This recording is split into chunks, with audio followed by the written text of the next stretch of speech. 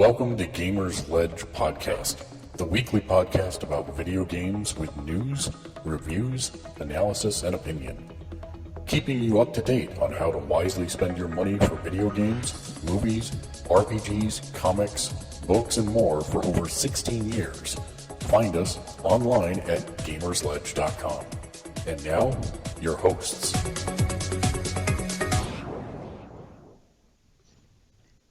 Greetings and salutations. Hello and welcome. It's Gamersledge Podcast. Welcome to the new media empire, take two. We have had some technical issues, so we're starting the podcast again this evening. Starting in the top left, joining us this week on the panel is, of course, Dave. Hello.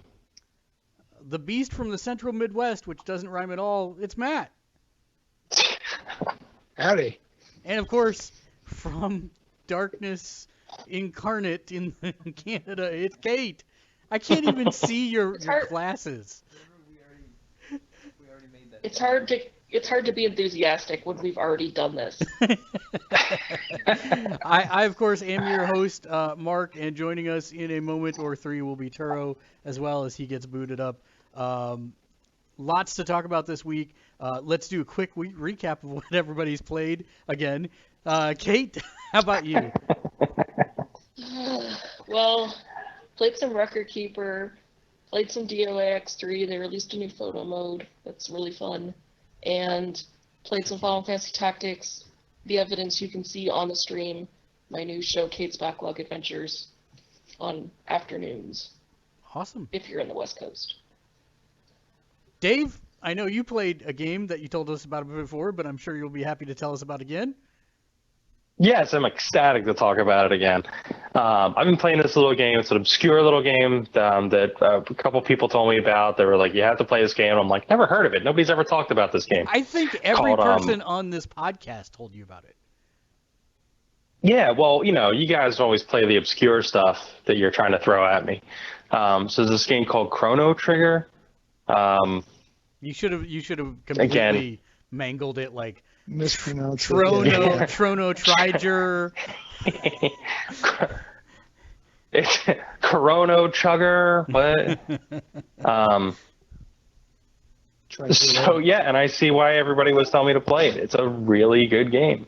I'm not really into Dragon Ball Z as much, so I wasn't sure if I wanted to play a Dragon Ball Z RPG. But Goku's kind of cool in it, so it works. What? But come on, he looks just like him. But yeah, it's a really fun game. I love the story. I love the play mechanics of it. Excuse me, Dave. Everybody knows that there is no Super Saiyan that has red hair. Thank you very much. But the fact that Toriyama can only draw like 1.5 different faces. So we're not going to say it's just palette swapped. We're not going to go there. No, not going there. He Mortal Kombat that thing.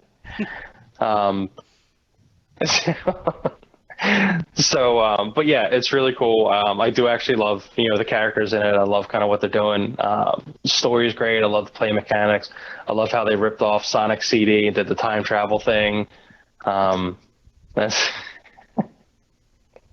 because Sonic CD. What's that? Sonic CD started that, right? That was the first game ever to do that. But it's it's good stuff. I'm really glad everybody finally talked me into playing it. Even though I've had it sitting in a thing for a few years. I'm playing on the actual DSi, so I'm playing on the natural system for it, so it's a pure experience. The actual system is the Super Nintendo. Yeah, the actual system is the Super Nintendo. That is correct. No, this is a DS. This is a DS cart, sir. This doesn't fit in a Super Nintendo. It's a DS cart. If you had the original cart, it would fit in a Super Nintendo. Yeah, I don't want to play it on a TV. I want to play it on a portable so I can play it anywhere. That's how you play RPGs, man, on a portable. Where you just sit there and grind. Oh boy. Matt, how about you? There's not that many pixels in the game anyway. No. We're going back to this tiny screen thing. Okay, what was the resolution on the Super Nintendo? Like, you need to play what? The Chrono Trigger was a 4K game? Is that what it was? No. The thing's got like 100 dots each direction on the Super Nintendo. It's totally fine on a portable. Thank you very much. The thing's upscaled on it. You know what you sound like? What? A guy with a tiny penis trying to defend his Ferrari. I don't care if it's true. Oh, boy. No, but it's actually, I really love playing on the DS. That does actually look really good. But Yeah, I actually do love playing on the DS. It's very convenient. I've just been able to pop it open and play a little bit. So that works out really well for RPGs. Played a couple other classic games. Streets of Rage 1 and 2 are available as 3D classics on the new 3DS on the 3DS. I recommend those if you like old school beat 'em ups. And I've also been playing Pushmo on the 3DS, which is a fun puzzle game. Not about you pushing a lawnmower. No. It's actually a kind of like a block puzzle game where you're trying to you have all these different shape blocks and everything. You have to pull them out and jump around, get to point A to point B, kind of thing. And just figure out the best path by shifting blocks around. So it works out pretty well. It's a very fun game. Highly recommend. And that's it. Awesome. Matt, how about you? So I played some Lords of the Fallen because I try to play the free games right away, otherwise I forget.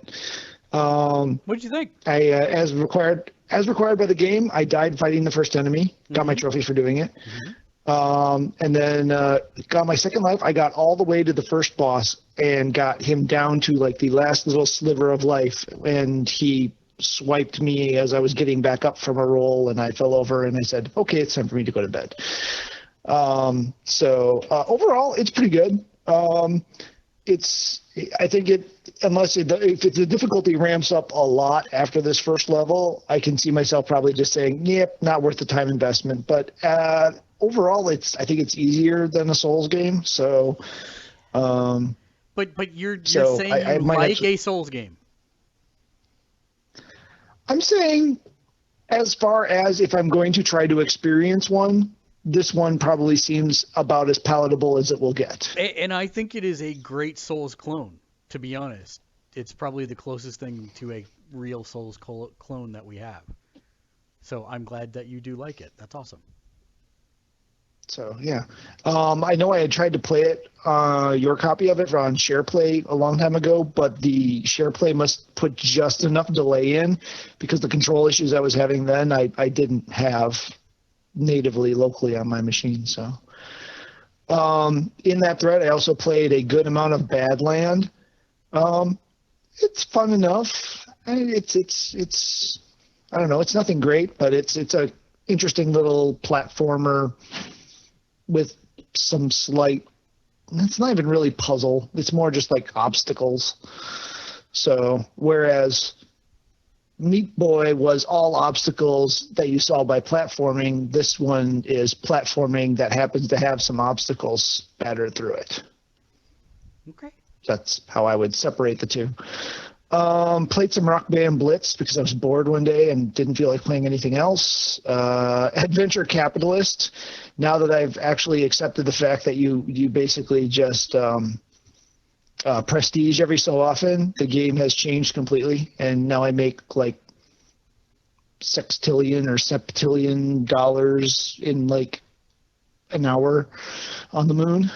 So that's interesting. Gems of War, still mucking about with that. Still played some No Man's Sky, not as much as I would like to. Still got to figure out how to get back on the Atlas path because I need to remedy the mistake I made. But it's not letting me get back on the Atlas path, so that's kind of frustrating. I downloaded Marvel Tsum Tsum because I had no idea what a Tsum Tsum game was, but I figured if I'm going to play one, it might as well be the Marvel one. So that's pretty stupid and probably won't last on my phone very long. Those of you that like it, nothing wrong with it, just not my cup of tea. Let's see. Most of the other games that came out with Plus, I already either owned or had played. I think we've officially had our first duplicate with Datura, because I know I didn't pay money for that thing. So I don't know if that was a Plus or if that was I don't know how we got Datura before, but I know I got it for free somehow because I know I didn't pay for that. I believe it was a Vita exclusive cross-buy from Plus previously. Okay. I believe. It could be. I don't know. Prince of Persia Forgotten Sands I'd played. We actually have the disc of that running around here somewhere. Actually, I know exactly where it is. I don't know why I act like I don't. But that's a pretty solid platforming game. So that's actually a pretty good hookup for the PS3. It's a little dated now, but overall. And then obviously Journey is amazing. Didn't download Amnesia Memories to try, and I'm not sure how I would really care for the motion comic kind of story game thing, but I'll get to it eventually. And then on the other end of free stuff that came out, there was a card battle game called Curari that came out. It's horrible. That's about all I can say. It's buggy. Its interface is crappy. And then it's basically just innuendo and fan service for the rest of it. So, yay. Pokemon Go, still going with the Pokemans. And then also tried out a little game that no one's ever heard of before called Stair Tree Lean.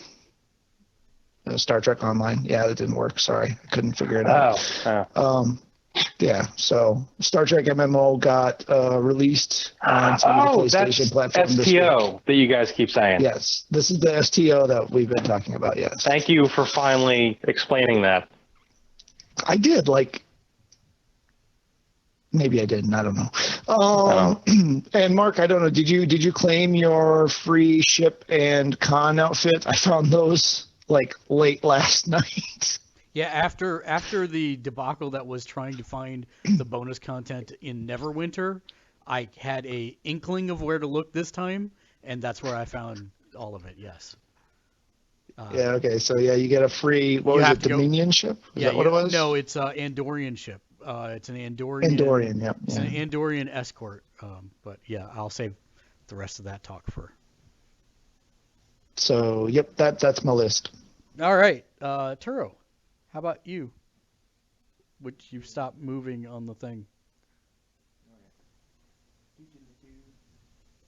Okay, now I'm unmuted. That way it's not too. Can't hear him. Can't hear you. You've disconnected from Uber or something. Because you're not there. Look at my screen. You're not moving at all. So, anyways, while he tries to figure that out, I will talk about mine real quick because my list is not huge. I played Neverwinter, Battlefield 1 beta. That is actually shaping up to be a lot of fun. Oh, yeah, I played that too. Yeah, you did. You also played another game, but I'll get to that in a minute. Battlefield 1 beta, I have played quite a bit of that. I really like it. Like the feel of the shooting. I think that's going to be fun. I cannot wait to fly a dirigible. That's all I have to say. Titanfall 2. Played some of that as well, which that's shaping up to be a fine shooter. Which sounds like I'm not complimenting it, but it's fine. It's a giant mech shooter where most of the time you're not in a giant mech. It's fun. I don't know that I would spend $60 on it, but it was fun. I also received a present from my lovely wife of the King of Fighters 14, which Matt also played this week. Oh, yeah. Yeah. Forgot about that. And that's actually the transition from 2D to 3D is just fine. I think the graphics are not the best, but they're fine. And it's a lot of fun. It's a King of Fighters game. They've actually added to some of the mechanics in a way that I think is constructive. Now, instead of just having normal special attacks and then supers, you actually have supers, combo supers, and then I can't remember what the final one is called. It's like a climax finisher. That's what it is, a climax finisher. Yeah, I knew you'd make that face, Dave. And yeah, it burns like all of your super meter, when it's at max to do a just ridiculous. You can basically almost one-shot somebody if you pull it off right. But anyways, I really like the changes to it. I think they're smart changes. I can't wait to see what they do next. Not happy with the overall roster. It could have been better, but it's a good roster. It's a solid roster. The people I wanted to be in there for the most part are there. It's just some of the extra characters I wasn't super keen on. Also Like played that a little weird anime thing, Yeah, Sylvie or whatever her name is. yeah, it's really Rick. weird. It's really weird. Um, let's see. I also played Tharsis on My God is Full of Stars Mondays, which of course that slot from now on will probably be taken up by Star Trek Online because that came out last night and I played that. I'm like, there's no way on earth that they will have a lifetime subscription to Star Trek Online for consoles, and they do. And so now I own 2 lifetime subs. Yay! One for the PC and one for consoles. Yay! Because Star Trek is my weakness. We'll talk about Star Trek Online in just a little bit. And Pokemon Go, played a little bit of that. And I've been really bad, Kate. I have not even logged into Final Fantasy Record Keeper for 2 weeks now. That's sad, I know. But yeah. That's it for me. Turo did not make it back in. That's weird. Okay, I'll help you with that in a minute. Let's talk about the big news today. PS4 Pro. Formerly the Neo. Yeah, formerly the Matt, now the PS4 Pro, and that was an interesting thing. If you're not familiar with what it is, the Neo is basically. And the funny part is during Cerny's presentation, he did not shy away from it, neither did House. They said resampling. So many times I got lost in resampling. So it's still not native 4K. So don't think if you own a 4K TV it is going to output the native 4K. It is just software more intelligently translating it up to 4K from 1080p. And there's still not a lot of content out there. There are a lot of will be coming and that type of stuff. But overall, Matt, I know you watched it. Dave, you did not get a chance to watch it, correct? I did not watch it, but I read up on it afterward. Okay, and Kate, were you able to catch it? I didn't bother watching it. Okay, then. So, yeah, what did you guys think? What were your takeaways from the conference, Matt, and what you took out of the reading, Dave? All right, we're starting with. Oh yeah, go ahead, Dave. Oh, I didn't know what he was doing. He said you, then me, so I didn't know if he was. It's fine. You go. Okay. I was shocked by one thing that I had to actually get a sanity check on. I kept reading it multiple times. It does not play 4K Blu-rays. To me, I don't understand the purpose of this thing at all at this point. Well, if they, I knew this was going to be the case when they announced this parity clause that everything that had to run on the one had to run on the other. Because if you install a UHD Blu-ray at that point, you've broken parity. And this whole thing is why I didn't even bother watching, or the thing, because I was just, this console seems just so useless to me. Yeah, I don't get it. I don't know. I watching it. I thought it was a very well done presentation. Do we want to let the monkey go now? Yeah, don't know what to say the monkey will do, but okay. I'm good. Yeah. You're good. Go. Okay. Cool. I've been driving. I've been playing the driving game. It's not a simulator because it's real. So much. Just Clash of Clans, Clash Royale, Pokemon Go. I haven't had time for anything else, or everything's packed. Bam. And that was a weekly update brought to you by Arturo the Monkey. Oh, but I got the sweet iPad Pro that I can play The Clash of Clans and Clash Royale. It's so big. It's ridiculous. I'm like putting troops down like these. It's too funny. Which is funny because that's also how he types.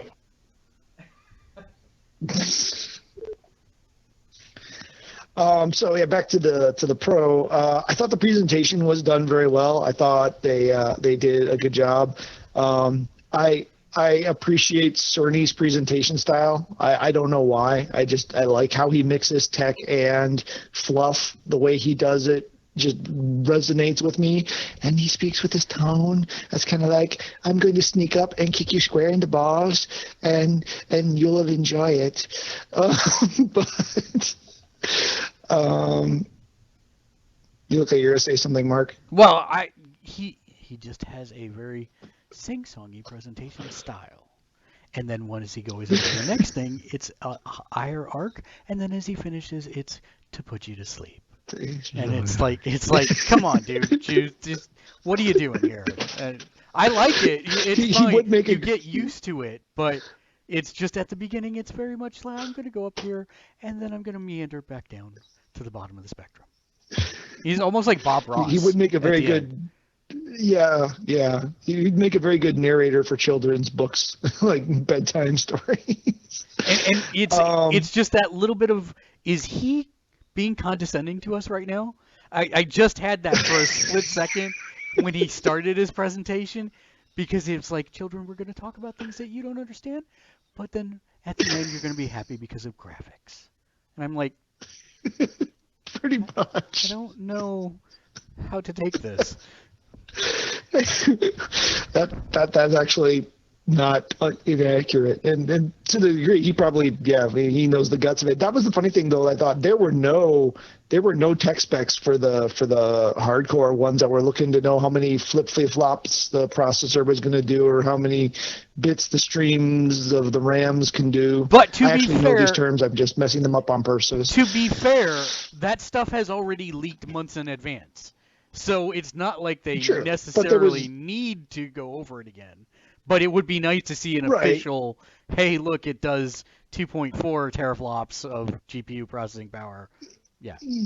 I would have expected that they just had a slide up that just would have been, so somebody could do a screen cap of it later and whatever. But I feel like if I didn't have a PS4 right now, I would probably buy a Pro, simply because I would want to future-proof myself against coming up on a really good deal on a 4K TV and getting it and then just having that capability. But then again, at $300 for a PS4, that's a great deal too. So I think both of them are fair things. I do get the whole not playing the 3D, or not 3D, the high def or the ultra high def or whatever the heck they're called, Blu-rays. But at the same time, the people that are getting that kind of edge technology are probably more likely to be the kind of people that are going to be streaming their content anyway, which they did cover is going to be able to do 4K streaming. But most people can't even watch a 4K stream. Yeah, and on top of that, the amount of content is negligible. 600 hours by the end of the year for Netflix, the largest catalog in the world, means there is zero content. None. And you know how many discs there are? Like 12. Yeah, that's exactly it. So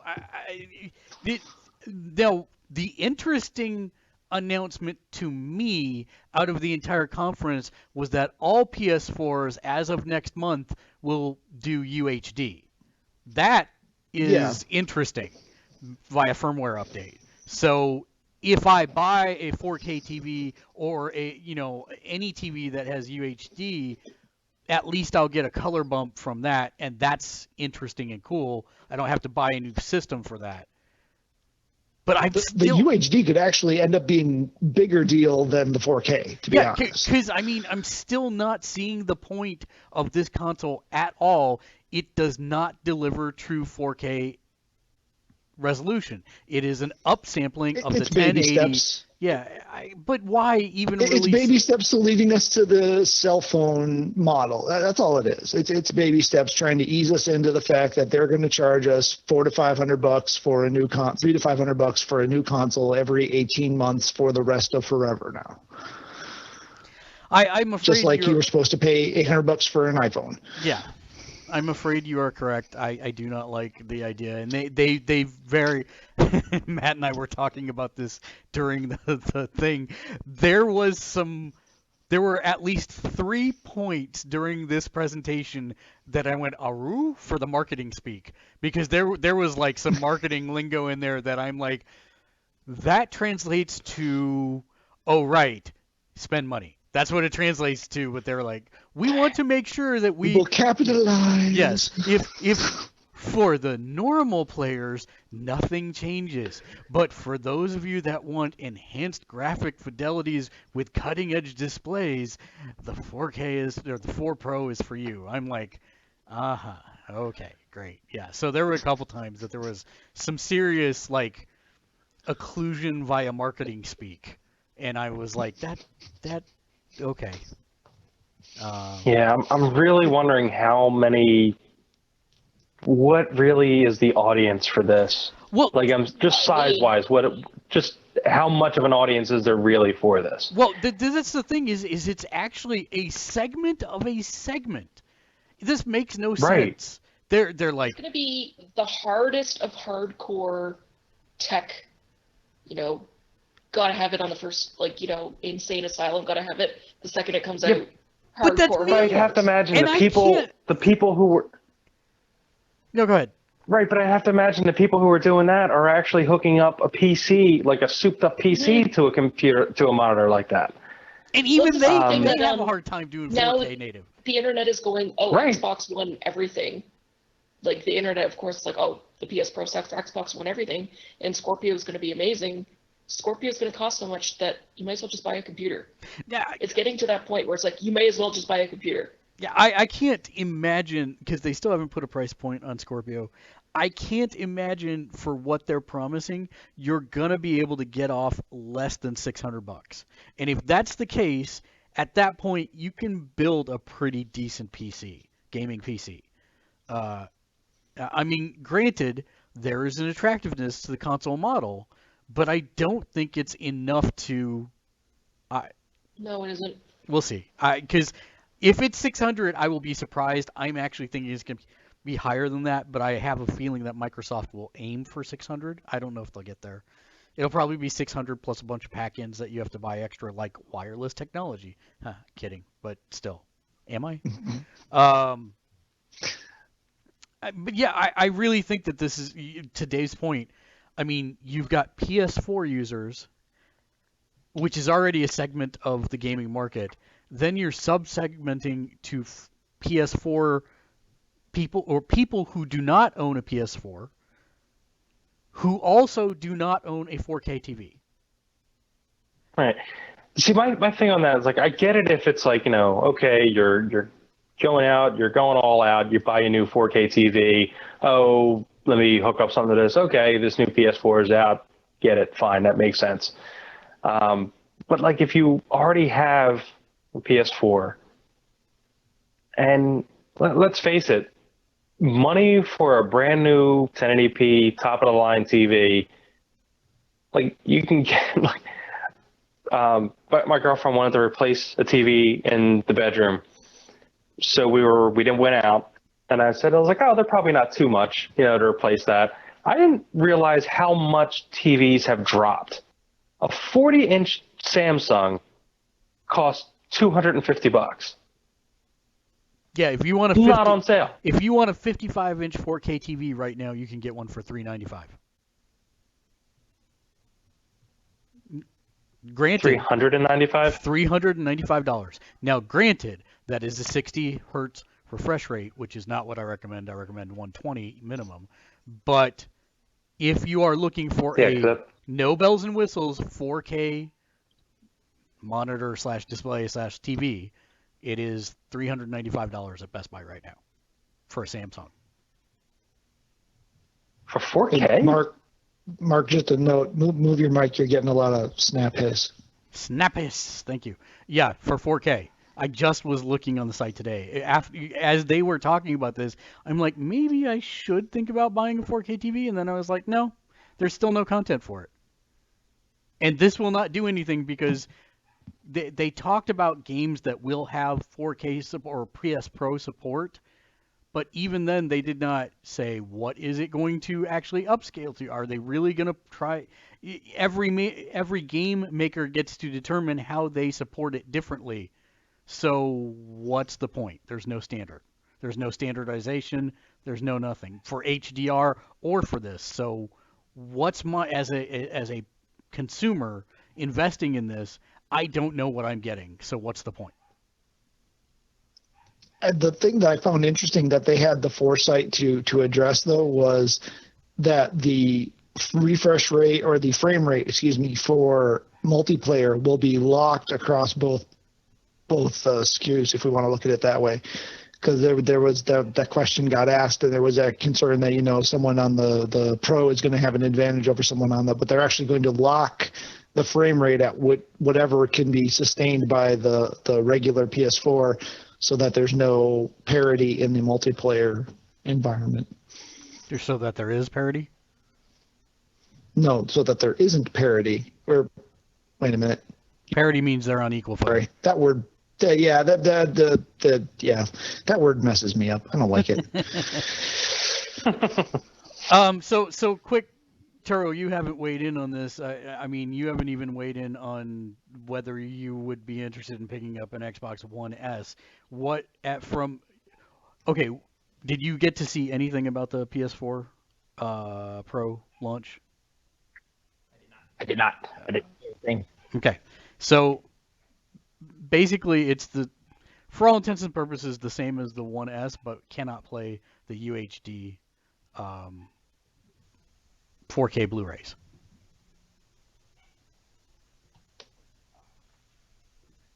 So what is which sounds more attractive to you? Do neither of them sound attractive to you? What do you think is, are you even looking at an upgrade path? And if so, what would you be doing at this point?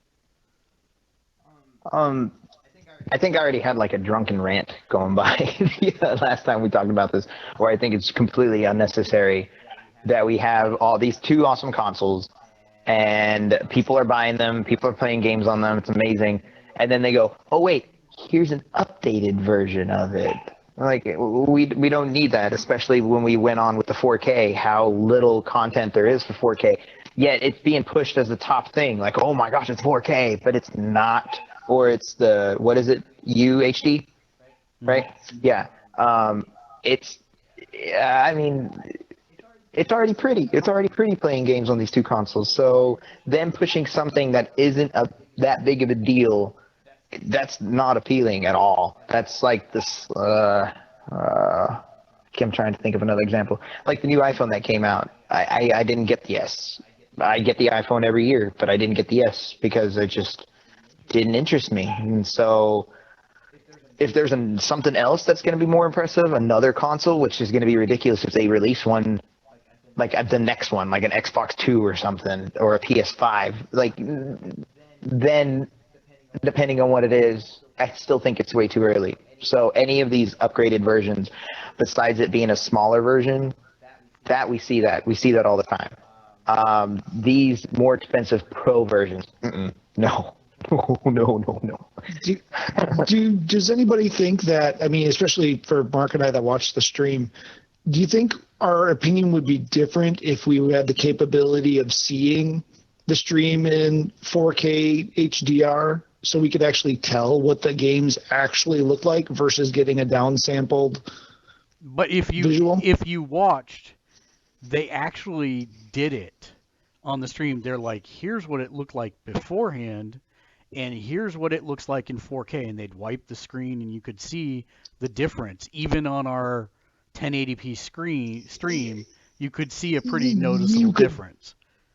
You could tell there was a difference, but I know that the colors were nowhere. Well, one, you're watching a stream, so colors are going to get washed out anyway. So, and then you're not getting the actual source I'm just curious. It's like VR. I still am, on VR, and you claim up and down that's because I haven't experienced it. Are the people who are actually physically there, able to see it and experience, going to walk away with a completely different perspective than those of us that were just there watching it via stream? That's a good question, but I still, and I will be the first to say that watching the footage of Beyond Zero Horizon, is it Beyond Zero Horizon? Dawn Horizon Dawn Zero Dawn Horizon Zero Dawn. Yeah, I know some combination Some combination of those words. That was impressive, but I was sitting there thinking to myself, okay, am I really going to lose that much with the experience I have today? Because I sit there and I look at my PS4 games and I'm like, yeah, that's pretty doggone pretty. And I play on my PC on my big screen and I'm like, yeah, that's really impressive. It's pretty. I get that it's closer to photorealism, but do I really care for the difference in money? I don't think so. But you're right, Matt. Maybe it is a case where seeing is believing firsthand. I have stood in Best Buy and looked at 4K TVs and I go, that is amazing. And then I go, that is a screenshot. Why do they not have any content running? Oh, because there is none. And I'm looking at a screenshot. So and if you listen to how Cerny set it up, this was one of the things that made my ears perk up. He's like, these gaming companies are so close to actually having this stuff ready. And they showed us little 5 to 30-second snippets of gameplay footage, but none of them did he say were ready to go. He said they're so close. The only thing that said it would be ready this holiday season, day and date, was Call of Duty Infinite Warfare. That's the only thing that they said that we can guarantee for sure was going to be out this year is Call of Duty Infinite Warfare. And so for me, that raises a big question. Days Gone doesn't drop this holiday? I don't know. But even... Okay. I'm one of those people that, unless it's like a big jump in kind of graphical prowess, I don't see it.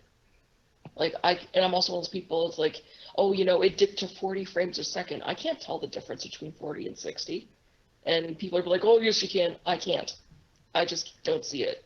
And I saw the difference between like a CRT and an HD because that's a huge jump. But, I'm one of those people who just, it's completely irrelevant to me. So this whole console is useless. I actually am kind of sensitive to that kind of stuff. Like I can see frame rate stutters and everything like that. I'm not like a Nazi about it, where people say like, oh, if it's not, locked at this, like I can play games at 30 frames per second that are perfectly fine. Like that's not an issue. As long as things are smooth, it's great. So if it's like not smooth, that's when I have issues. And I can, be like a pixel peeper sometime when I'm looking at stuff because I just have an eye for that. But even then, I'm like, when I'm playing stuff on a 1080p screen, on a PS4, it's just like, this is fine. So I'm actually at the point where like I don't care. And I'm wondering if that's just, am I just getting old? And I just You're like, old, yeah, like I think I just reached the point where it's just like, okay, we're good. Let's make good games with the technology, and like just make something good that I want to play that's fun. I would just like to see the HDR and the aliasing. Because if those two things, if the aliasing is cleaned up and I'm going to get better colors, that not enough to make me go buy one, but it at least keeps me interested. See, the only problem with that is how are you ever going to see it in the native wild? Because Best Buy doesn't set up gaming demos, first off. And number two, GameStop will never install 4K displays as their display units for Sony or anybody else because those things are vandalized all the time. So I'm not sure what you're talking about. Best Buy, because every Best Buy I've walked in has had both a display TV running and a playable TV running for game systems. I take that back. Some Best Buys do. You're right. The one by me does not. Okay, well, that's fair. They're just store to store. So Yeah. I thought it was actually very odd when I went in there. I'm like, there's nowhere to check out games. So, all right. So let's talk. So let's just go around the room. We'll do our normal vote. Would you buy a PS4 Pro, Turo? No. Oh no. No. Dave? If I had unlimited money and I was redoing, the whole entertainment center thing, and I had to buy a 4K TV and didn't have any other options, and money didn't matter, sure. But Oh, that's a no. Yeah, that's a no. realistically, that's no. Matt? yeah, realistically, that's not happening. if I buy a second PS4, it'll probably be a Pro, just because. Kate? No. If I buy a second PS4, it will be a Pro. But I'm not planning on buying a second PS4, so it's a no. So yeah. I'm not planning on it yet, but I'm planning on it at some point. Well, you have a second PS4 now. Turo never uses his PS4. It's yours now. Oh, that's actually very true. That's actually very true. I hadn't thought about that. Thank you. So you have to buy My a third brother has PS4. it. He forgot he even had one. Behind. You guys can have it. I don't know what it is. So let's talk about the other thing that launched this week on Xbox One and PlayStation 4, the bane of my existence, Star Trek Online. That actually brings us to our first reader question of the week. The question came from It came from TacoCat426. Said, "Hey, I have never watched Star Trek. What is a good starter show for new people into Star Trek looking to possibly play the game?" So for Next the show, Generation. Playing the game. well, yeah, I would say Next Gen is where you want to start because Next Gen eventually leads into this actual game. If And you're, it's just the best one. yeah, I agree. It's probably the highest in caliber. You might want to start with season 3, though. Yeah, on how that's right. They sensitive don't you start are to- season 1. Yeah, but you don't get introduced Start to when Worf. Riker has his beard. I used to use that to judge when I would watch the reruns. I would be like, "Does Riker have a beard?" Nope. Change it. But if you do that, then you don't know who Yar is, and you don't see the origins of Data. I don't know. That's a weird. It's for me. Really? We're You have to watch saying Encounter Tasha at Yar was some point that to get great? who Q is, but Yeah, that's Okay, watch anything with Q. I'll give you that. Yeah, so and that sets up. Well, I don't want to give spoilers. Lots of stuff. For for Yeah. a 20-year-old show, but Just still, watch Generation For a and TV show. yeah, next generation. That's where I would recommend starting. But the timeline actually does lead into the beginning of this game. And if you're familiar with the new movies, that is actually an alternate timeline that is set up by the events of the by game. the intro movie of the game. Yes. So that's actually kind of an interesting thing. So yeah. So it launched. You can skip Voyager, though. You don't need to watch Voyager. Yeah. No one needs to watch Voyager. You can pretty much skip Voyager. I would say skip all of the beginning of Enterprise except the last season. Once Earth gets attacked in the last season, it actually becomes really good, and they've canceled it at that point, so they're all just having fun. It's really good at that point, but skip the rest of it. This is a game that I am a lifetime subscriber to on the PC. And what that means, it's a foreign concept in games, but basically when they went to make Star Trek Online, there was no crowdfunding. There was no Kickstarter. There was no Indiegogo. Yes, I know we're old, but that's how it was back in the day, and we liked it. And they had the bright idea to do one of the first crowdfunding campaigns that wasn't really a crowdfunding campaign. They said, hey, if you pony up $250, then you will get all the content for this game forever moving forward. We'll give you a monthly stipend for the in-game cash. You'll get free upgrades for ships, for bank tabs, for inventory slots, shared inventory slots. You'll get this exclusive race, which is a liberated Borg that you can play as, et cetera, that kind of stuff moving forward. And so I was like, heck yeah. And I love the PC version of the game. If you have the PC version of the game, do you get any of that on the console version? Absolutely not. No, they don't give you jack bupkis. My wife was like, don't they give you 20% discount or something? I'm like, nope, they don't give you nothing. So do you have to buy anything to play this game? No is the answer. It is a free-to-play game, and Star Trek, more than most of the other free-to-play games, is actually able to be played free-to-play.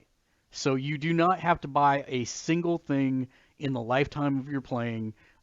Even a lot of the grindy stuff you can do just normally in the game, and it's pretty easy. So you could pay to accelerate that stuff if you wanted to, but it's not necessary. You can play for free. They do offer a lifetime subscription with the launch of this game as well. Right now it costs around what did I say, Matt? 160? 165, somewhere. Yeah, somewhere in that neighborhood. Which is less than it normally goes for. It normally goes for $230. So what that gets you is, I think, 20 extra shared inventory slots, 60 extra inventory slots, a bunch of extra bank tab slots, 3 ships on varying tiers, a bunch of respec tokens, a bunch of clothing items, including the Wrath of Khan stuff, but then you can also play as a liberated Borg, which this is the only way to get liberated Borg in the game. Don't expect them to put it up on the store later. They will not. And you can play, there was another one, Trellian or something, that is also exclusive to this for PS4s and Xbox One's lifetime subscription. The only thing it does not give you that the PC has that the console version does not is it does not give you any stipend of in-game money every month. That's the only thing it does not do. For me personally, I do not need anything from the in-game currency other than enough for one ship, which is the ship that I pilot to this day on the PC version, which is the All Good Things last episode of Next Gen Enterprise D. So I have to buy that ship, of which I already have the money saved up for, but I cannot buy it until I'm in the appropriate rank, so it's just sitting there waiting for me. That's the one that found the Y-axis? Yes, that is exactly correct. That is the one that found the Y-axis. And also has the third nacelle and a phaser lance. That's all you have to say, those 2 words, phaser lance. It's pretty awesome. Huh. And it has a cloaking device. So there's that. So it's a giant-ass Galaxy-class starship that can separate its saucer from the rest of its body, that has a giant phaser lance, and can cloak. Mic drop. Done. And his one on PC has all the Borg tech installed too, so it looks all crazy. That is absolutely true. So all the disc and everything has Borg effects. It's pretty, and the nacelles. It's pretty awesome. This is like, I shouldn't. You should probably make me shut up. So yeah, it's rabbit holing him. It is super rabbit holing me. I'm very bad. This is like, normally Matt and Dave do this with Lego, and Matt and Dave do this with Star Wars. This is my, like, I can Lego talk Star about Wars. this. Yeah, I can talk about this for hours. And it's, Were we weren't stopping you? No, I we know. were letting you have your moment. But I shouldn't. Yeah. No need to purposely drag don't us let into this myself and rabbit say, hole with like, stuff you know. I really like, because no one else cares. If I talk about DOAX3 for like 4 hours, nobody wants that. I think that this is going to be a sleeper hit because there's enough varied gameplay in it. I played the tutorial mission. That's as far as I made it last night before I dropped at like 2 a.m. I really like that. I had gone through It the worked original, really well. Yeah, I went through the original. The original PC version was way different, and they redid it a couple years ago. This game has been out for 5 years on PC, and I will say that the button mapping to the controller, I was wondering how they were going to do that because there are a lot of buttons on the PC version, but it actually works pretty well. Some of the stuff is not necessarily intuitive. Like I had to go consult a Reddit thread today to figure out how to change cameras, and then Matt and I were doing the whole thing of passing notes to each other while we were working so that we could, say, hey, this is how you do that when we get back to it later. But I'm actually really impressed with most of the stuff about how they have mapped it to a controller and made it easier. A lot of stuff that used to be manual processes is now auto.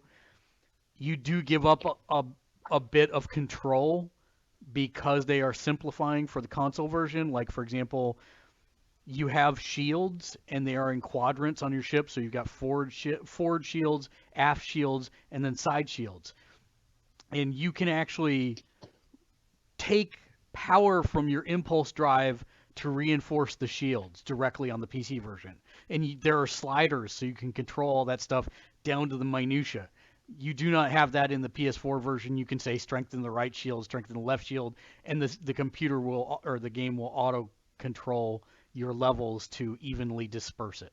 And rather than, necessarily drain one thing completely. Yeah, and you've got you've got attack mode, speed mode, defense mode, and scanner mode. Was that the other one? Yeah, There's scanner 4 mode, modes. yeah. I forget what the 4th one is. Yeah, so it's a little bit different.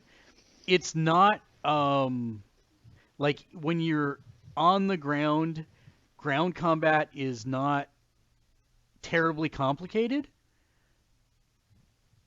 but it's actiony enough that I find it fun. Space combat's where it's at for me, but it's not a wing commander run and fly and gun kind of thing. It is a more of a cap ship. Yeah, it is like plan out your path to attack this ship, manage your shields, reposition yourself to spread the damage across your shields, and then make sure you get you GTFO before it explodes so that you don't explode with it. So it's more of like a naval battle. I miss rear torpedo tubes because I keep on hitting the torpedo. Dang it! I gotta be facing this stupid thing. Well, you get them later, but just not to begin. You do, but your starter ship is pretty weak. It's like Picard's first ship, the Stargazer. It's the same class, I think. It is the class of Stargazer. Yeah, so that's pretty awesome. You didn't know I knew that kind of stuff. I did not know you knew that. I'm pretty impressed, actually. But this is something that is free. I highly recommend that you check it out if you've not already. I know Daniel, friend of the show, who will eventually be back on the podcast, he is kind of upset with me that I went into because he's mad that I don't play the PC version with him. One of the main reasons that I am jumping onto the PS4 version, it's not like I'm going to install my PC version, but there are just factually more people on the PSN playing this already than what's on the PC version at this point. So that's for me is I can't wait to build a community of folks who play it on here. I will be on it every day, at least just to do dailies or whatever. But I really want to progress through it. And anybody that wants to play with me, my PSN is both. So please feel free to add me. I'm undetermined yet if I'm going to create a grouping or if I'm going to join them. Probably join one just because of time constraints. They have initiated in the game the temporal protectorate, which is the time manipulation stuff, and I'm super excited about that. And I'm a geek, and I'm done. Does anybody have questions? The one thing. Go ahead. Yeah. Well, the one thing I wish they would have fixed / changed was, unlike every other flying game ever made of anything, the slowest turning, you have to speed up to turn. You have to be like going full impulse to barely maneuver your ship at all. Well, full throttle at least. It depends on the ship. But stopped, you turn like this. Yeah. No, stopped, you will turn super slow. But as long as you crank it 1, you can then turn, and then there are abilities which you should have already if you completed the tutorial that help you. I haven't completed it, but yeah, There's an ability that you get very early on that boosts your ability to turn specifically for that. But still, turning in that game is ridiculously frustrating. Yeah. Especially with this map because it zooms you way out. We talked about that earlier. We don't have to get into that, but like, which direction is that ship going? I can't. Yeah, no, I do have to say way, that. And I think that's a bug that everybody on the Reddit forums was saying it's a bug, but your default camera in space is a little far, but your default camera in sector space, you look like a frickin' ant, and it's like. You're like way back from the ship, and it's like, okay, maybe I should change that. That's apparently bugged, and they'll address that. There are some systems that are not out for the console version yet that are on the PC that they will be implementing with future patches.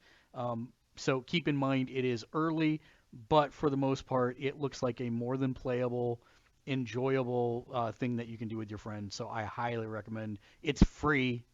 And you don't have to put a single dime into it. I recommend you download it and play it.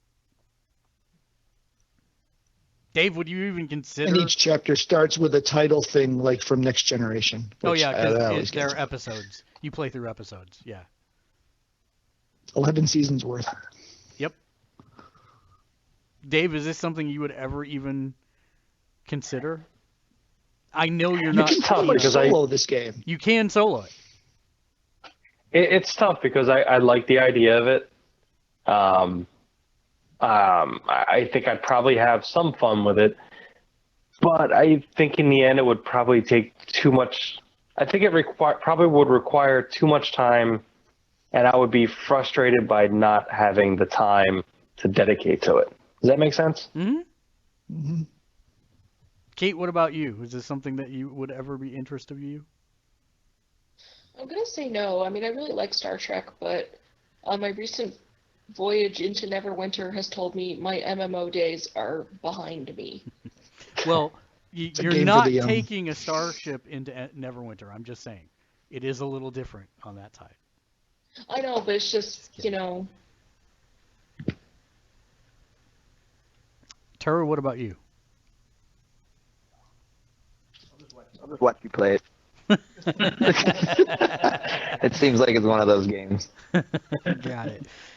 All right, let's super jump quick into the news and a couple things of Thingathig. Yay! English words, we have them. Also, Cyborg says, I made it, I'm here. Daniel Pike says the stream is good and going, so thanks for the heads up there. All right, so first up, you guys can't see it, but Turo can. I found this image that was pretty awesome. It's like a guy decked out in Thor-ish cosplay stuff, and then he's got a Hello Kitty shield. I saw that on Facebook. Yeah, and it says when a piece of armor doesn't match your current set, but the stats are too good to pass up. So yeah, that's something I thought was pretty funny. Let's see. According to Kotaku, the PlayStation 4 Pro pre-orders are now live.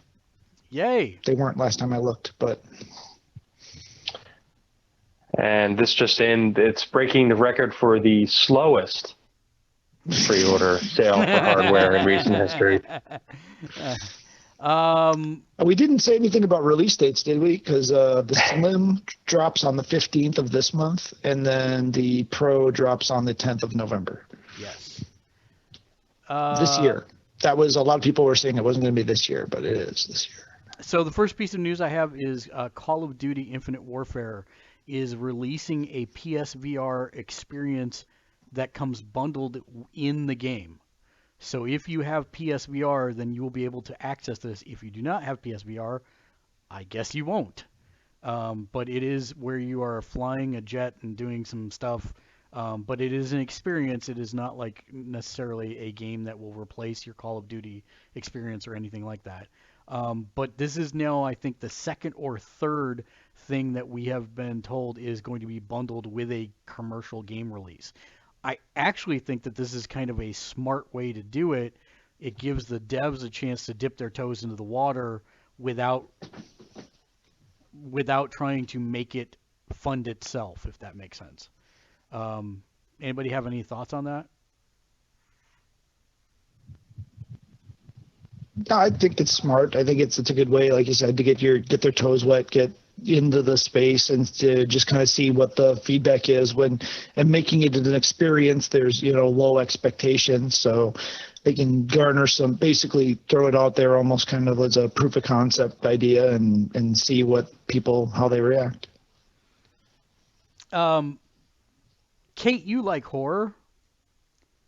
I do. Did you happen to see the Friday the 13th game's new trailer with some of its Yes, I did. executions? What did you think? Kind of gave me almost like a Manhunt feel. And so we know it's 4-on-1. There will be 4 campers versus the one player playing Jason. It's bad That's for the part that I'm not that excited about. Yeah, because either Jason's going to be stupid overpowered, or the campers are going to be too overpowered. I have yet to see a game that actually balances that very well. Evolve being a prime example. Yeah, I remember the first video. I didn't actually catch the most recent video, but I remember the first one was just ridiculously lopsided as far as the balance. So Yeah, this one doesn't show any gameplay.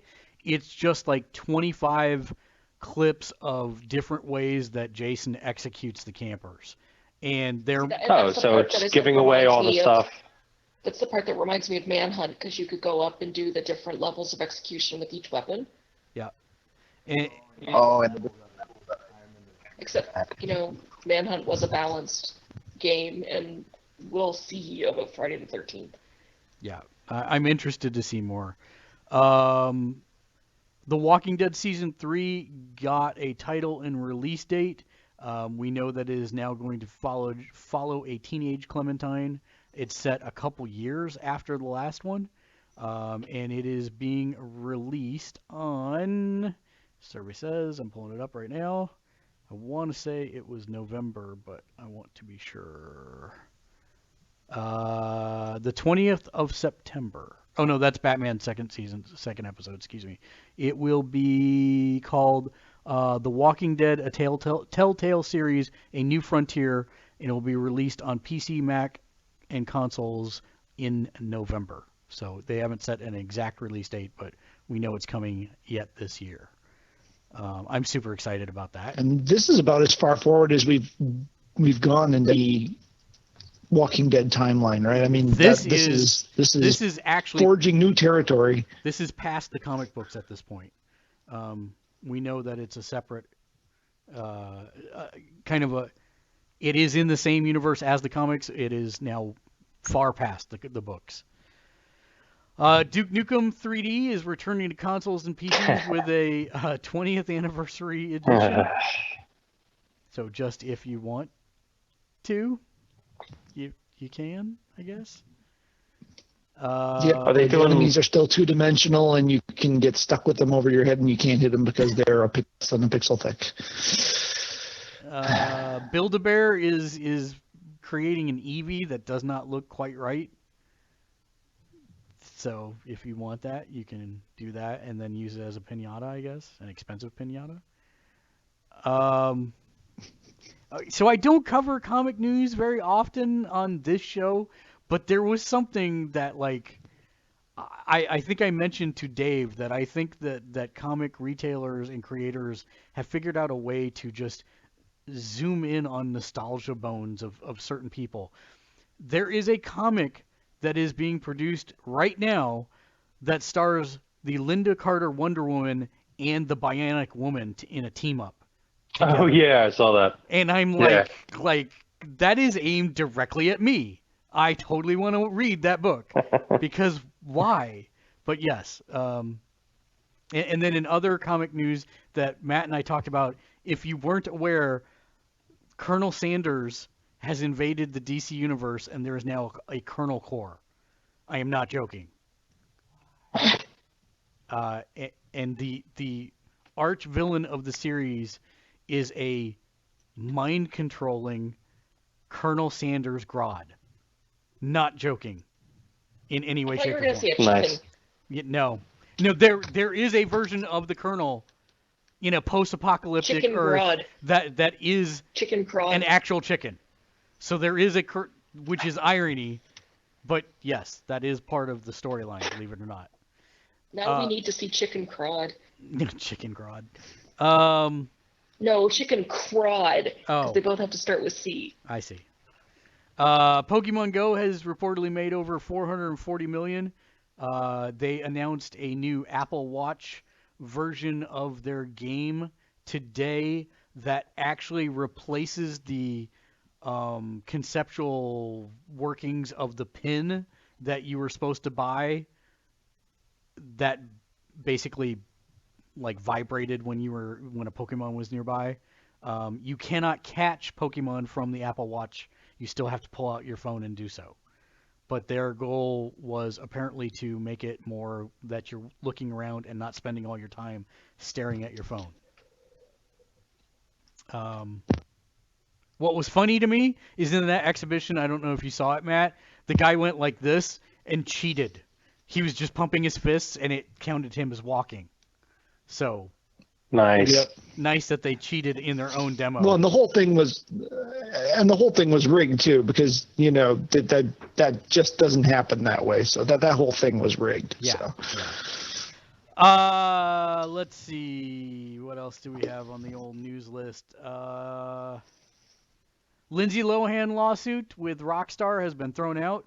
The judge said that it was not her, and B, even if it was covered under parody. So GTFO Lohan. That did give me hope, actually. For some reason, I had a bad feeling that there was going to have to be a settlement for that lawsuit or something like that. And I was just like, that's just going to enable, like, it's just kind of funny. It reminds me of that lawsuit that they had against the Tick. Yeah. Do you remember the Tick cartoon had a lawsuit? Yeah. Where they had an issue. DC went to sue the Tick cartoon for Deflator Mouse, the character Deflator Mouse, which, yes, is, the bat. But the thing is, like, the character itself was kind of like a bumbling idiot. Right. And just, like, completely useless and really didn't even look like anything like Batman. So they turned around and said, like, you can't use him because this is infringed on our property. And like, you think this guy looks and sounds and acts like Batman? Or like, okay, fine. So they took him out of it. And then when they did the live action TV show, they changed the character to Batman Well. Yes. Yes. Which apparently was okay. Right. And oddly enough, starred the actor who played the mayor in the Dark Knight movies. Nice. If you remember that. Overwatch's new map and second season of competitive are now live, which I need to actually jump on and do some of. Disney is shutting down both Avengers Alliance games, like with almost no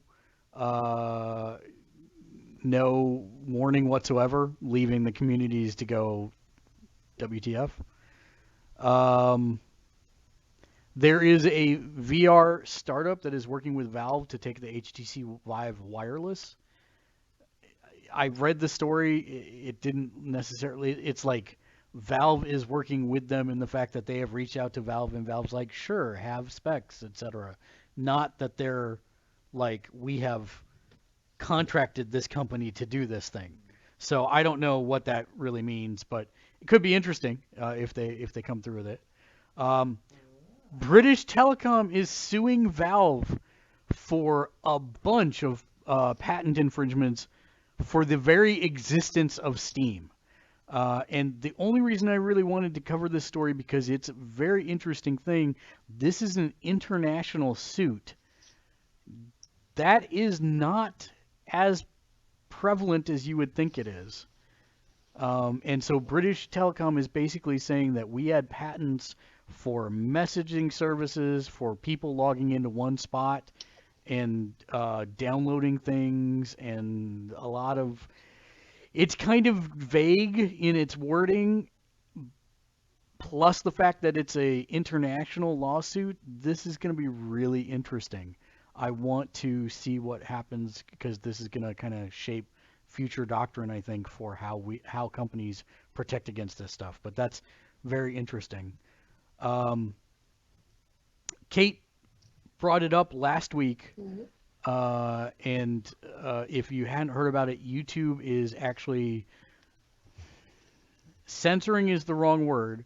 They are marking many shows from various creators, even popular ones, as not being able to be monetized because the shows are not advertiser friendly, because they have swearing, or because they have inappropriate content in them, like talking about bad things that happen, like natural disasters or politics or any of that stuff. So this is actually causing quite a hubbub on YouTube. It's a good time to be a YouTube clone at this point. So it'll be interesting to see where the shakeout. And it should be noted, YouTube did not change anything in their policies. This policy's been in effect for quite a while, but they just suddenly weirdly started enforcing it when they hadn't been up till recently. One of the biggest ones is Phil DeFranco. Yep. Hadn't been. Dang it. I like your show. I think that is. One thing, the Overwatch free weekend starts this Friday. Oh, it is this Friday. Yep. Awesome. So you can go pre-download the app now, or the game now, and be ready at 11 a.m. Pacific time on September 9th. There's no excuse not to have an Overwatch night. Yeah, there is over no the weekend excuse. for Gamersledge. Yeah, I'm totally down with that. See you guys on my You know, I Shut can up, Turo. I can reach out and punch you now, so that's good. EA's Peter Moore comes out and says, "We are not doing any of these stupid Mass Effect remasters," even though, like, one of the CEOs or top people at EA the week before said, "We're definitely looking at doing remasters." So they're having one of those, crazy Right hand, left hand. Yeah, right hand, left hand things. This one's just for Dave. Hey, Dave. Mm-hmm. So you just bought the new 3DS so you could have the virtual console for Super Nintendo, right? So Super Castlevania drops tomorrow on the virtual console, so I thought you might want to. Ooh. See? Good timing. And speaking of Nintendo, which was the worst setup ever on the Apple stream this morning, because they really made it look like they were about to announce that the entire catalog was going to be ported over to the iPhone, which I would have been like, oh, mic drop. But no, instead, it's just a Mario game that they announced, however, it is a Mario runner that looks like it's actually fun. So basically, it is a standard Mario game, but Mario is always moving to the right and you tap to jump. And it's a case where you try and collect as many coins and mushrooms as you can as you move throughout the worlds. And it's an endless runner, but it's Mario endless runner, and you can play it one-handed even. And that's kind of interesting. The graphics look great. It looked like it would be a lot of fun. And then you can actually do head-to-head. So if Turo has it on his phone, he can go through a level, and then I can load that level up, and I see his ghost, and I can try and beat him. And then if I do beat him, it'll send him a message that says, "Hey, Mark just beat you by 110 coins," and then he can go back and say, "What? That's stupid," and then try and. That was my Turo impression. I would say that. Yeah, and he's like, "I can't play this. It's not on Xbox." So yeah, I had another thing. Oh, Sony will be the only console company at TGS this year. So Nintendo's not going, Microsoft's not going to Tokyo Game Show, but Why Sony would Microsoft go to TGS though? They actually they have been for the last 5 or 6 years. Last year was the first year they didn't go because they had been trying to make inroads in the Japanese market. I think they finally gave up and said, we're never going to do it. But they had been up until that point. What's surprising to me is Nintendo is actually not going to be there. We kind of figured that would be when they did the big push for the NX. And so now Sony is the only console manufacturer there. Stats came out this last week that they have now reached 4 million units sold in Japan, which is anemic in a country of 18 million people. Usually their console sales penetration rate's much higher than that.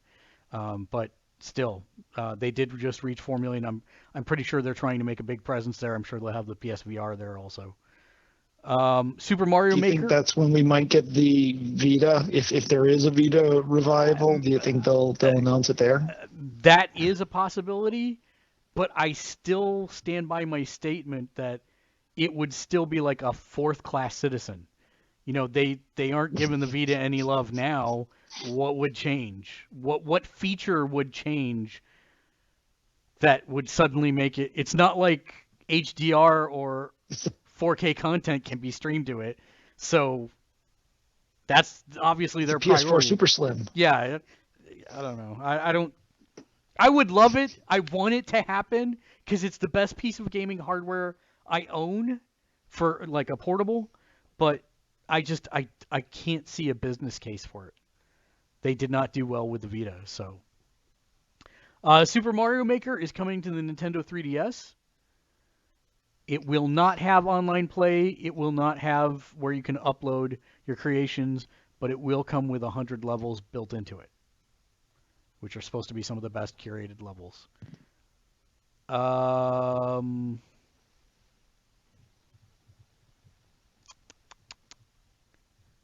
I think that's it. You have anything else, Matt, in the news queue? No, I do not. Okay, so then let's get to reader mail so that we can wrap this puppy up. First thing I wanted to point out is we actually have our very first piece of user-generated art that was sent into the show by Master Cobras. He actually drew a Mega Man earlier today and sent it in, so let me see if I can find it in my list here. Oh, that's why it's... Nope, that was not it. Didn't I have it?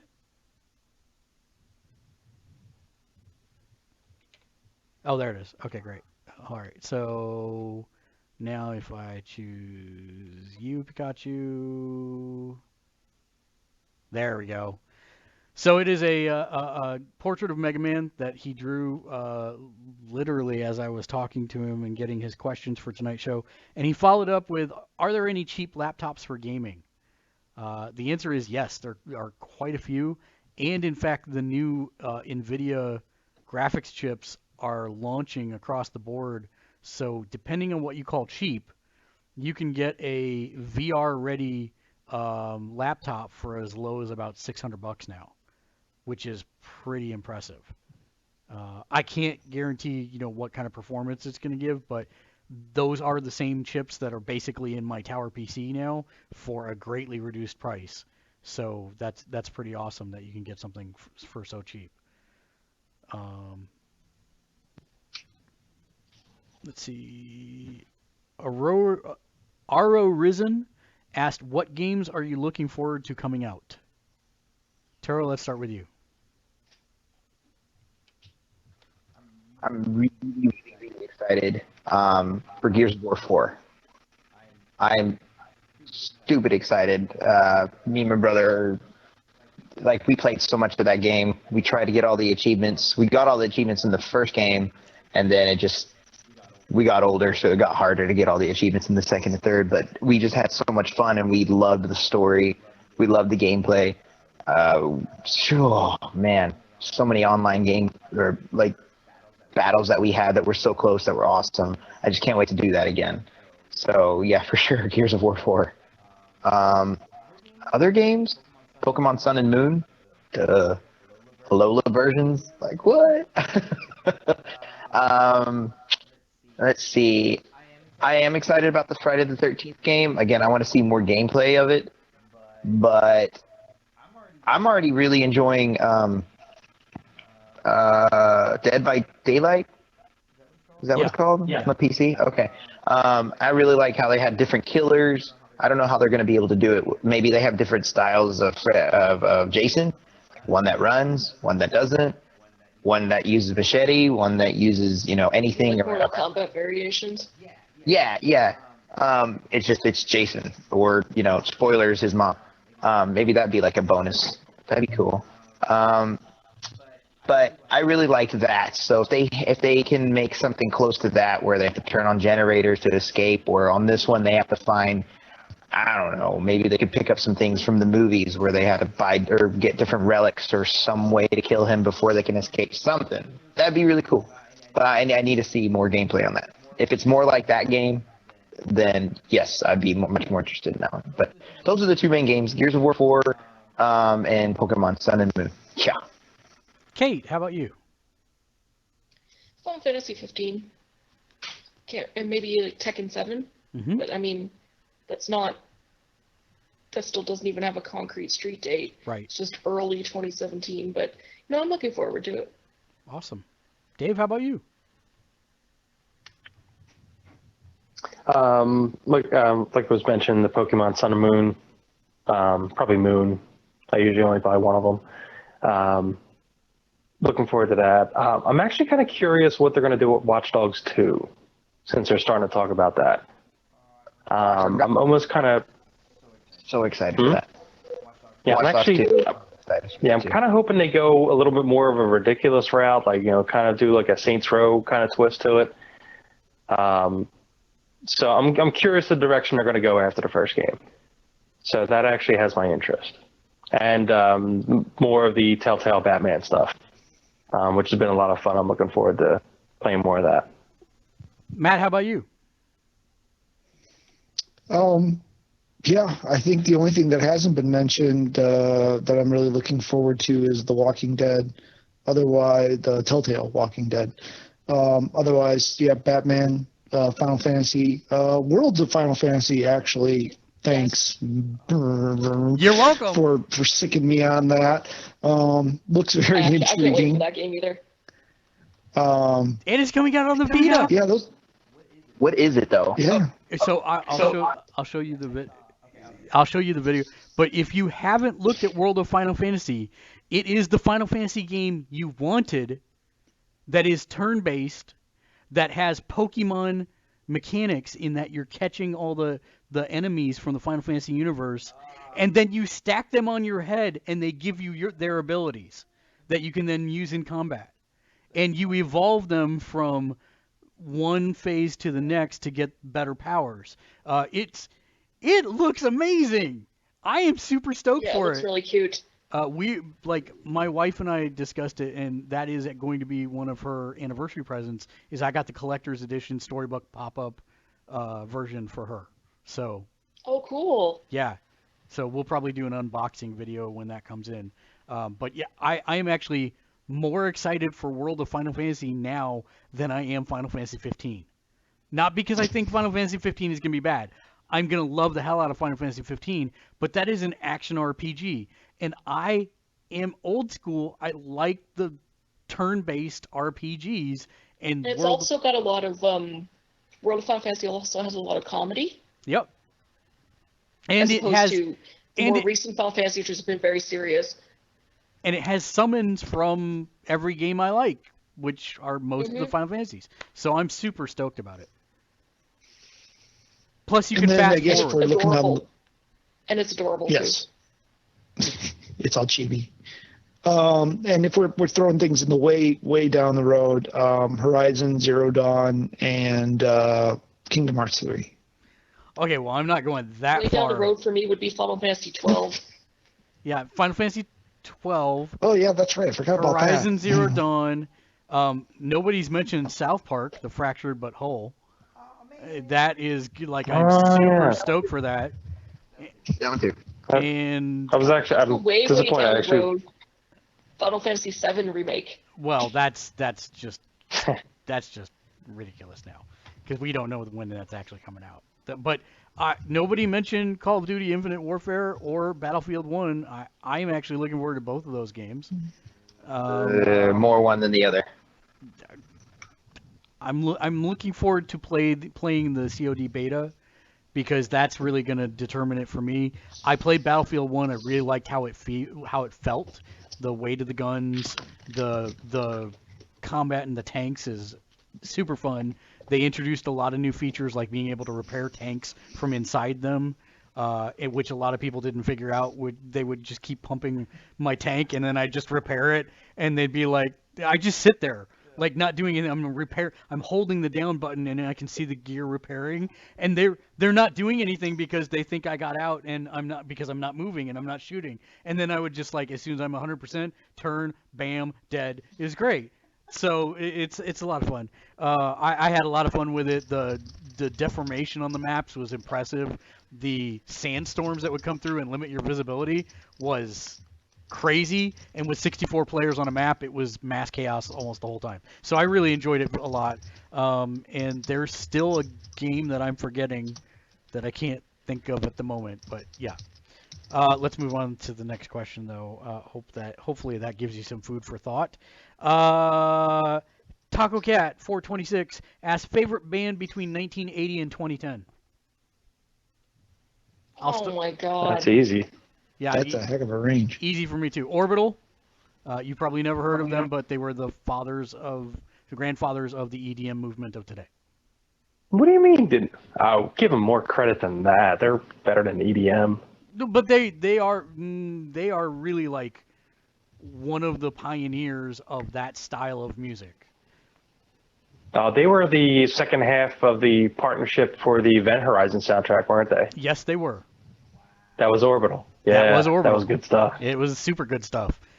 And I'm very sad that they are no longer a group, but they're both very successful producers. So can our choice be a group that still exists now? Yeah, absolutely. As long as they came KMFDM. into...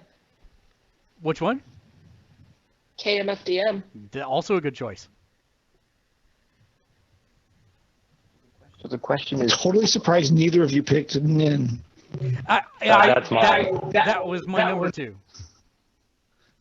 Yeah, that's my number one is Nine Inch Nails. Yeah, just consistent, complete. That's my number one easy.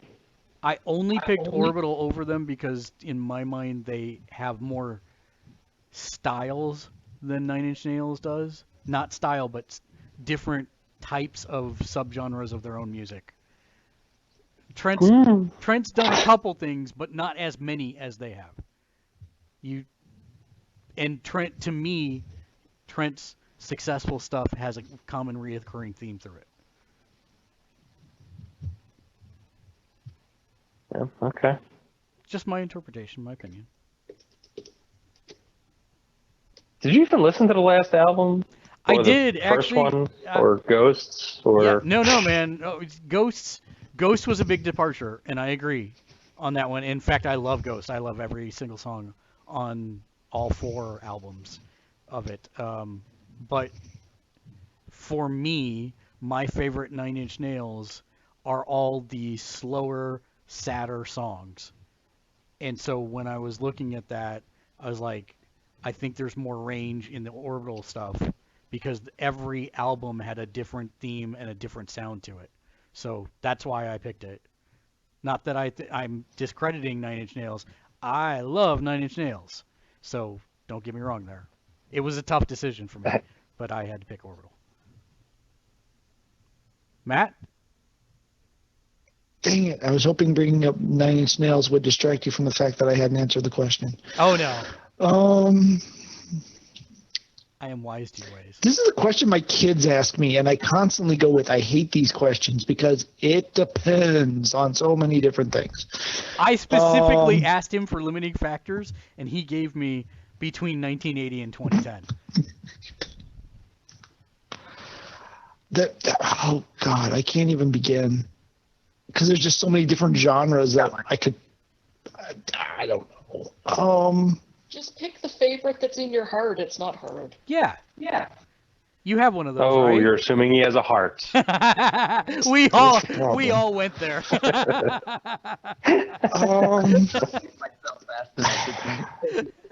It's just the okay.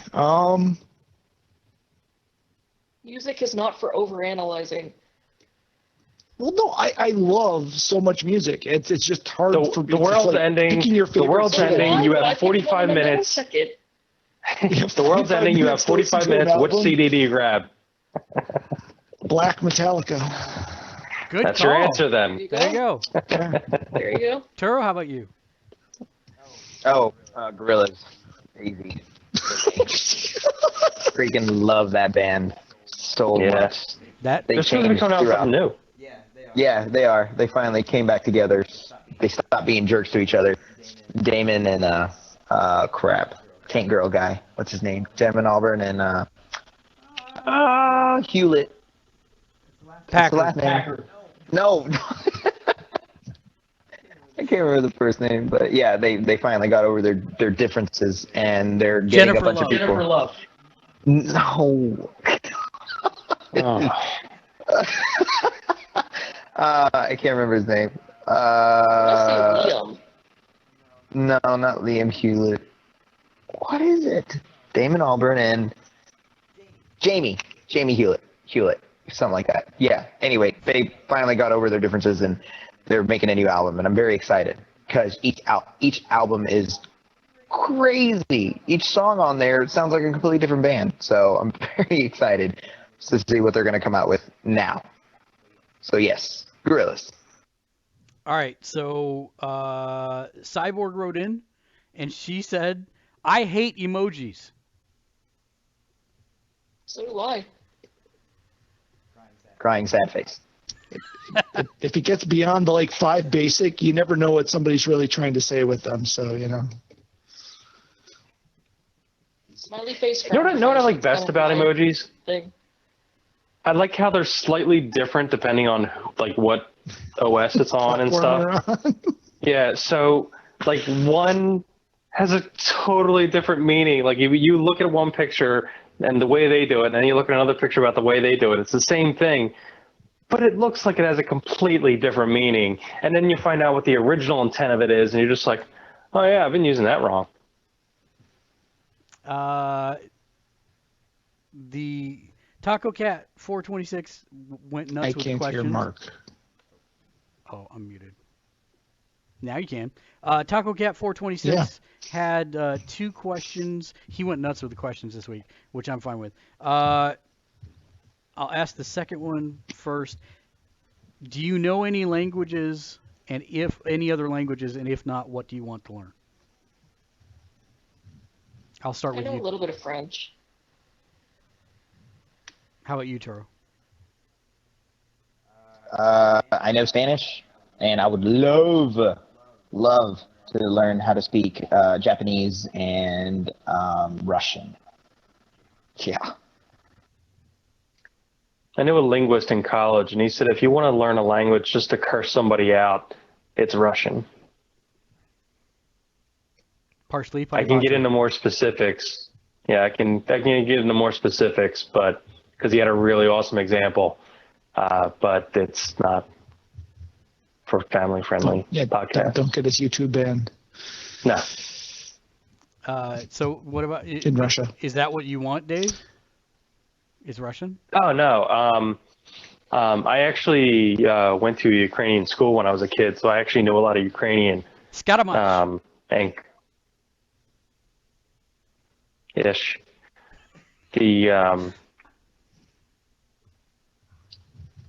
But probably something more practical, like Mandarin or Spanish, is what I would go with. Matt, how about you? Just what little bit of Spanish I remember from high school. I could probably sound like a total moron in Spanish, but I would love to learn Greek and Japanese. Suten el gato. Specifically ancient Greek. That's more the history stuff. Suten el gato en sus pantalones. Yes, I have a cat in my pants. Yes. Me português es muito bosta. and watashi no namae Mako desu. So I speak Your Japanese, name is Mark. I know that part. Spanish, Yeah. Japanese, Spanish, Portuguese, and English. And I know Yeah, I think I just need to learn how to say like not in the face in multiple Portuguese. languages. Brazilian Portuguese, not Portuguese. Portuguese. And then Taco Cat 426's last question: what is your dream career? Being the Sit Punisher. around on my ass and get paid for doing nothing. So disability, got it. Sorry, couldn't resist. that's what a lot of people do here in America. Marco. What about you? Yeah, I think a dream job would be if you could like pet puppies and kittens for about 80 to 100 grand a year. That would be That's it. awesome. And love on them. Generating static That's it, electricity to power the country.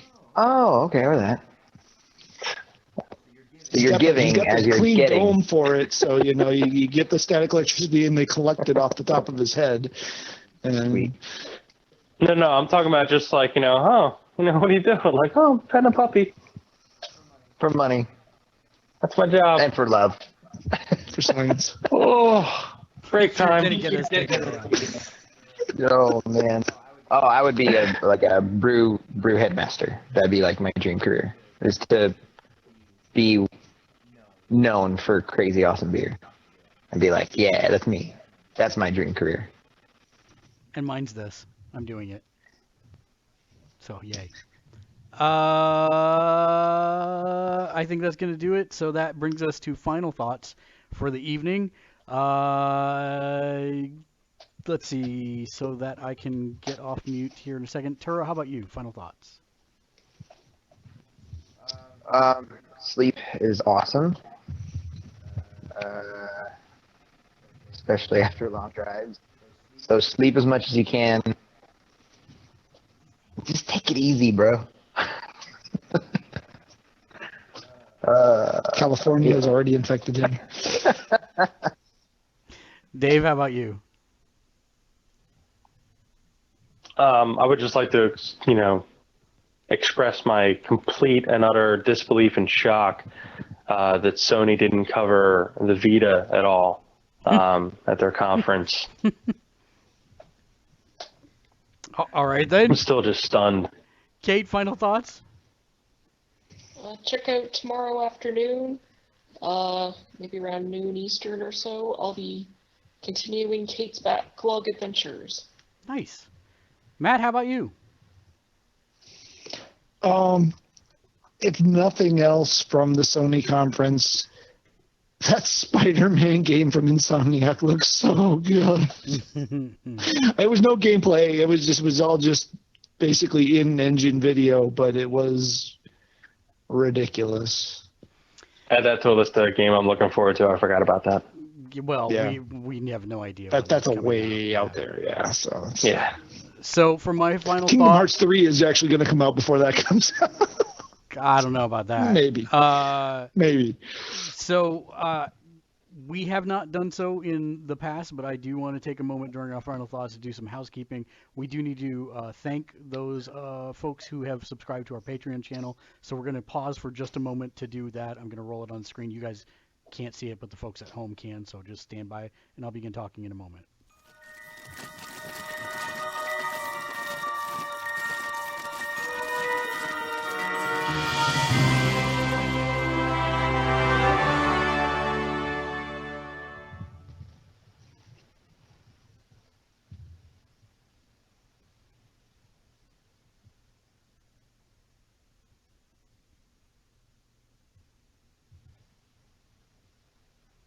So just as an FYI, if you'd like your name on the credit scroll for those that we thank every single week, all you have to do, we're actually changing our donation level down to the $1 level. If you donate at $1, you'll actually get thanked every single episode. So we appreciate your patronage. Also, if you like the show, make sure you do like, subscribe, depending on whatever service that you're on, follow, as the case may be. You can join us right here every week, but then we also have a unique programming content schedule on the different channels, Monday through Friday on Twitch, YouTube Gaming, and Facebook Live. So make sure you check those out. Tomorrow's lineup is Threads Thursday. Lexi's going to be playing some Style Savvy Fashion Forward at 8 p.m. Pacific Time. And then at 9 p.m., there's going to be some drinking and gaming going on with Thirsty Thursday, where we show you how to make some drinks, and then we drink them as we play games. So that's going to be tomorrow at 9 p.m. That will be on both YouTube Gaming and Facebook Live. And that's going to bring us to the end of the show. Do make sure that if you'd like to follow us on Twitter, it's @Gamersledge, patreon.com/Gamersledge if you'd like to become a patron of the show. And last but not least, pinterest.com/Gamersledge, just because it's awesome and it's Pinterest. We'll end the show as we always do with a fantastic joke, which is not cool because Turo can actually see my jokes before I say them. Well, no. What does Miley Cyrus eat? Toro, stop him! You have control. No, you can do this. What does Miley Cyrus eat on Thanksgiving?